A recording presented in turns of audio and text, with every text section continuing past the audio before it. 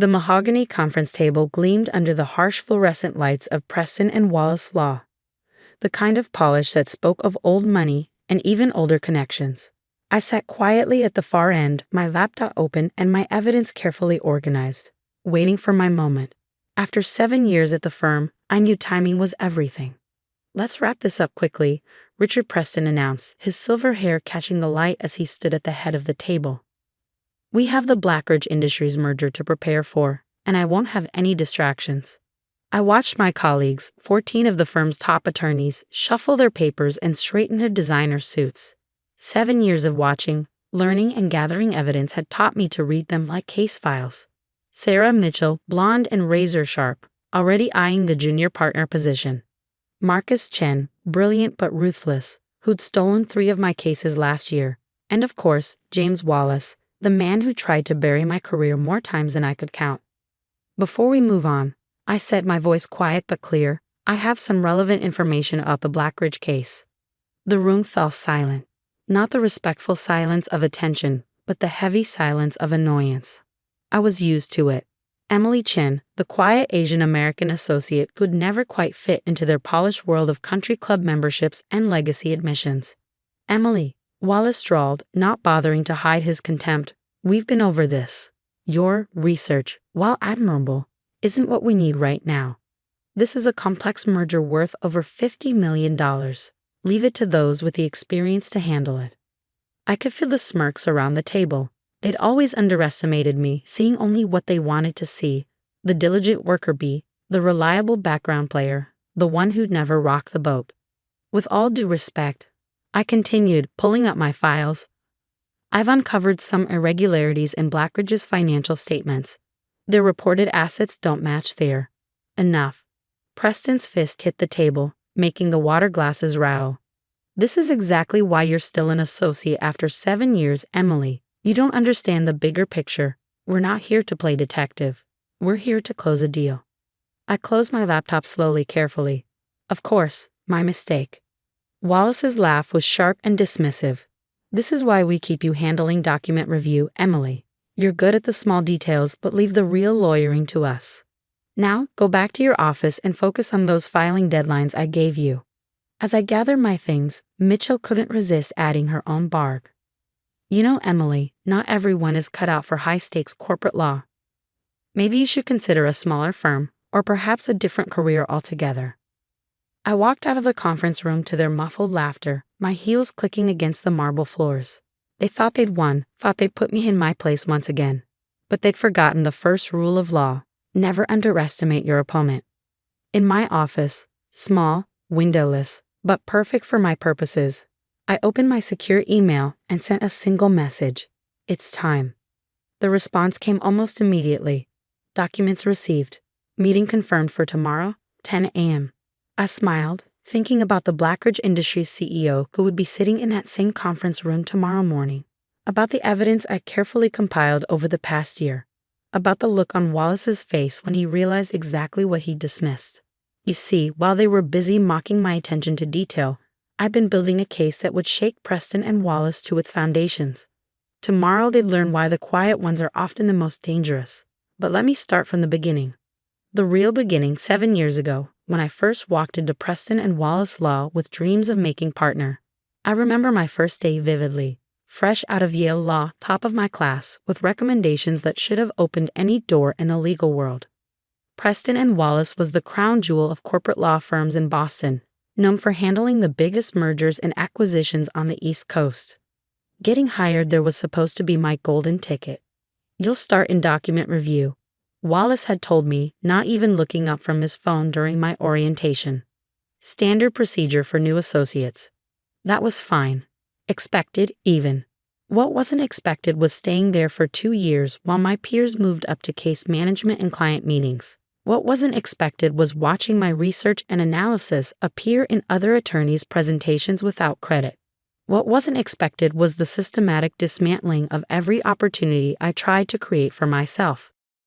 I still remember the first time I caught one of my memos being presented as someone else's work. It was Marcus Chen, no relation thankfully, presenting my analysis of a complex securities regulation to the partners.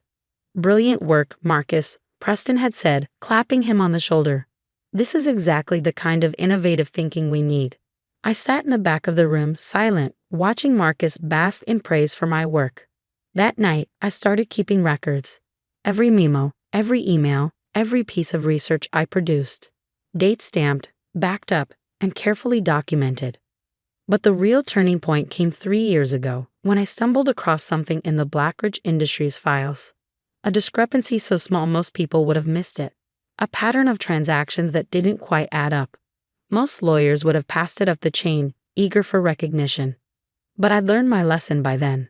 Instead, I dug deeper. Nights, weekends, holidays, I built my case in secret, using the very skills they mocked me for. My attention to detail, my persistence, my ability to see patterns in mountains of data. "You need to get a life, Emily," Sarah Mitchell had said one Saturday, finding me in the office. "All this extra work won't make them respect you more."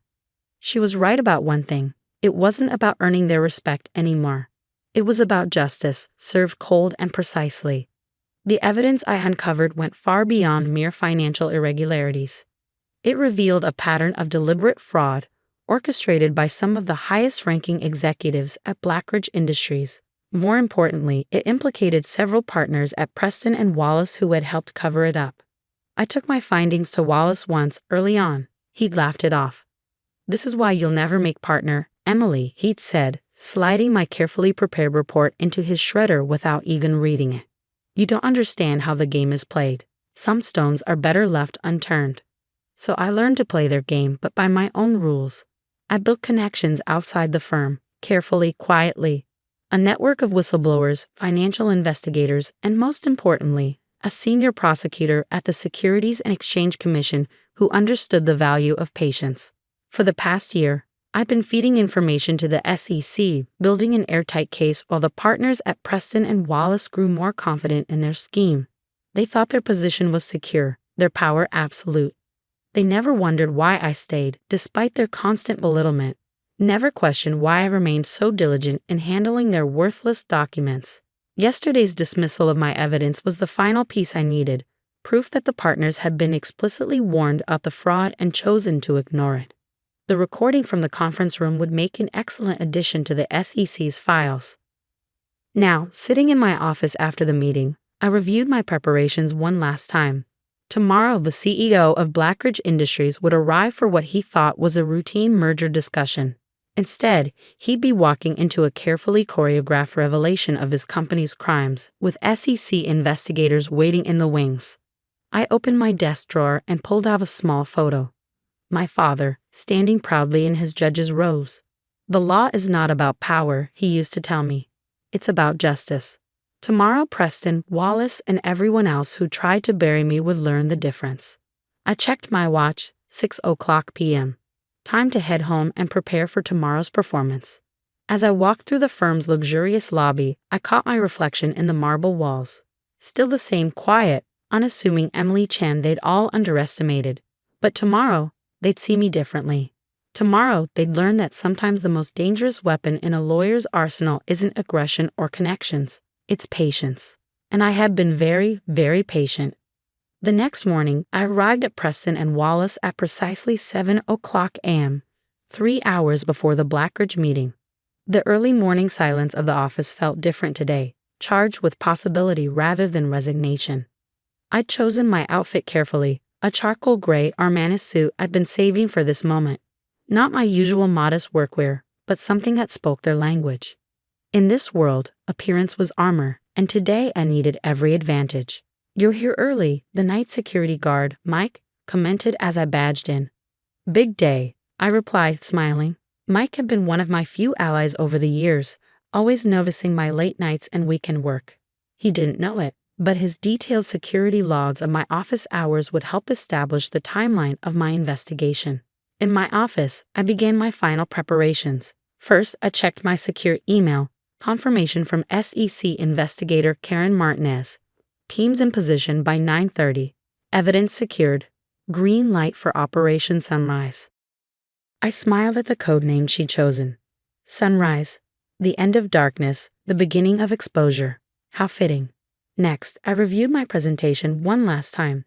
Not the sanitized version I'd shown yesterday, but the full documentation of Blackridge's fraud and Preston and Wallace's complicity. 7 years of evidence meticulously organized into a devastating narrative of corporate corruption.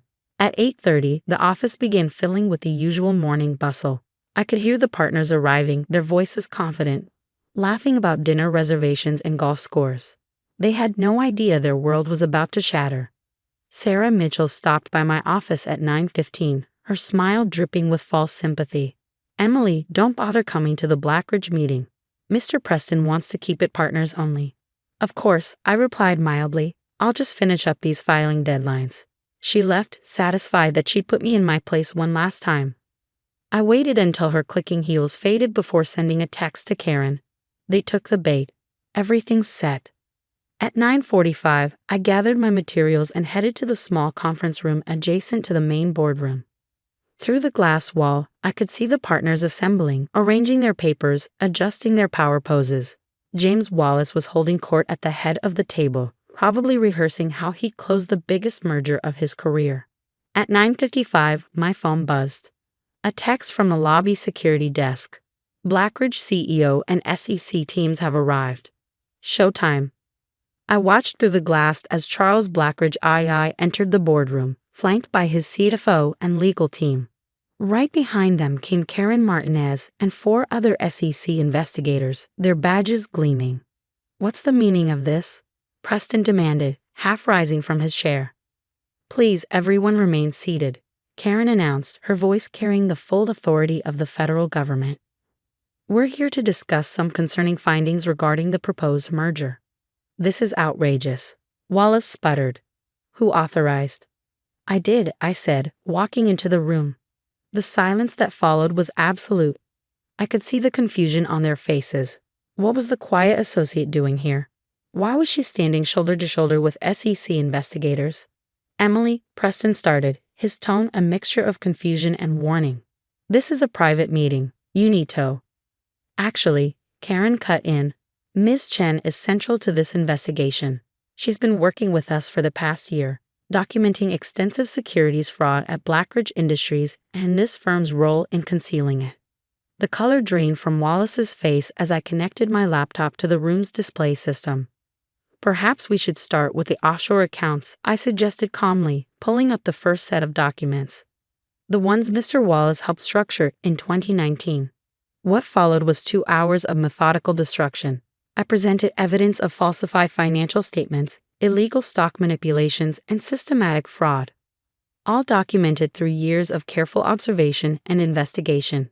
With each revelation, I watched the mighty partners of Preston and Wallace crumble. These transactions, I explained, highlighting a particularly damning series of documents, were flagged in our internal review last year. When I brought them to Mr. Wallace's attention, he ordered them buried. Fortunately, I kept excellent records. I played the recording from yesterday's meeting, their dismissal of my evidence now damning proof of their willful ignorance. Charles Blackridge II, who had started the meeting looking imperious and bored, now sat ashen-faced as his empire unraveled. His CFO had already started whispering with his lawyers, no doubt planning his plea deal. "This is a mistake." Wallace tried one last time, his voice shaking. "Emily is just a junior associate who graduated top of her class from Yale Law," Karen interrupted, "who spent 7 years building an airtight case while you were too busy underestimating her to notice. Ms. Chen has provided us with the most comprehensive corporate fraud investigation I've seen in 20 years at the SEC." I kept my face neutral, but inside, I savored every word. 7 years of dismissal and disrespect, washed away in a single morning of truth. By noon, the SEC had served subpoenas to half the partner table. Charles Blackridge II was being escorted out by federal agents, and I stood in the middle of it all, finally seen for who I really was. "Why?" Sarah Mitchell asked as she was packing up her office later that day, her career in shambles. "Why stay here all these years if you knew?" I thought about all the nights I'd worked alone in my tiny office, all the times they'd laughed at my dedication to detail. "Because justice isn't just about finding the truth," I told her. "It's about proving it beyond any doubt." The aftermath was seismic. Preston and Wallace, once the crown jewel of Boston's legal scene, was now facing its own legal battles. Half the partner table was under indictment. The other half were desperately trying to distance themselves from the scandal. 3 months later, I sat in a different conference room, this time at the Justice Department. "The Attorney General is very impressed with your work," Karen told me, sliding an offer letter across the table. "We need more lawyers like you, ones who understand that true justice requires patience and precision." I looked at the letter, a senior position in the department's corporate fraud division. The irony wasn't lost on me. The same skills Preston and Wallace had mocked would now be my greatest assets. But before I accepted, I had one last piece of business to attend to. I visited my father, bringing with me a newspaper featuring the Blackridge scandal on its front page. "You were right, Dad," I told him, placing the paper on his desk. "The law isn't about power. It's about justice." He smiled, pride shining in his eyes. And sometimes he added, "Justice comes from the most unexpected places." Looking back now, 5 years later, from my office at the Justice Department, I can't help but smile at how it all played out. Preston and Wallace never recovered from the scandal. James Wallace was disbarred. Richard Preston retired in disgrace. The Blackridge fraud became a case study in law schools, including Yale, where I now guest lecture on corporate ethics. But the real lesson wasn't about fraud or justice, or even revenge. It was about patience, about the quiet strength it takes to stand firm in the face of dismissal and derision. About knowing that sometimes the best way to fight isn't with loud declarations, but with careful documentation and unwavering persistence. Sarah Mitchell runs a small practice now, focusing on pro bono work, a complete transformation from her former self. She sent me a letter last year, apologizing for her past behavior and thanking me for the wake-up call. "You taught me that true legal excellence isn't about power or prestige," she wrote. "It's about standing up for what's right, no matter how long it takes." As for me, I still keep that photo of my father in his judge's robes on my desk. But next to it now sits a framed quote that I see every morning. "Justice is not a sprint, but a marathon." It reminds me that sometimes the quietest warriors are the most effective, and that true victory isn't about proving others wrong. It's about proving yourself right. The young lawyers who work with me now often ask how I managed to stay focused during those 7 years at Preston and Wallace. My answer is always the same. Success isn't about being the loudest voice in the room. It's about being the most prepared. And sometimes, preparation means waiting for exactly the right moment to show your hand. Looking out my office window at the Washington skyline, I think about all the other quiet warriors out there, gathering their evidence, building their cases, waiting for their moment. To them, I want to say, keep watching, keep documenting, keep believing. Because sometimes the most powerful statement you can make is proving everyone wrong, not with words, but with undeniable truth. And in the end, truth has a way of speaking for itself. You just have to be patient enough to let it.